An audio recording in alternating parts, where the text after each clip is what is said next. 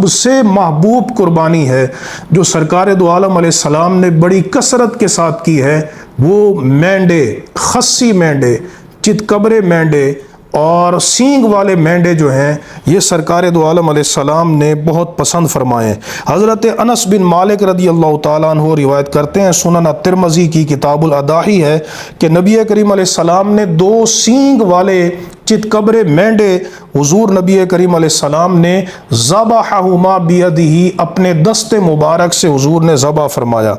اور حضور نبی کریم علیہ السلام نے ایک دفعہ آپ کی بارگاہ میں، حضرت ابو سعید الخدری روایت کرتے ہیں کہ ضحى رسول اللہ صلی اللہ تعالی علیہ وسلم بکبش اقرن، کہ نبی کریم علیہ السلام کی بارگاہ میں ایک سینگ والا مینڈا پیش کیا گیا، اور وہ ایسا مینڈا تھا کہ یأکل فی سواد، وہ سیاہی میں کھاتا تھا، یعنی اس کا منہ سیاہ تھا، وَيَمْشِي فِي سَوَاد، سیاہی میں چلتا تھا، یعنی اس کے پاؤں سیاہ تھے، وَيَنْظُرُ فِي سَوَاد، اور وہ سیاہی میں دیکھتا تھا، یعنی اس کی آنکھیں سیاہ تھی۔ تو وہ سرکار کی بارگاہ میں پیش کیا گیا اور نبی کریم علیہ السلام نے اس کو نہر فرمایا۔ ایک روایت میں نبی کریم علیہ السلام نے آپ نے ادان کی قربانی کی بڑی تحسین فرمائی کہ نعمت الاضحیہ، کہ وہ کتنی بہترین بھیڑ کی قربانی ہے۔ لہٰذا ہم اونٹ کی قربانی کریں، گائے کی قربانی کریں، ان میں سب سے زیادہ بہتر یہ ہے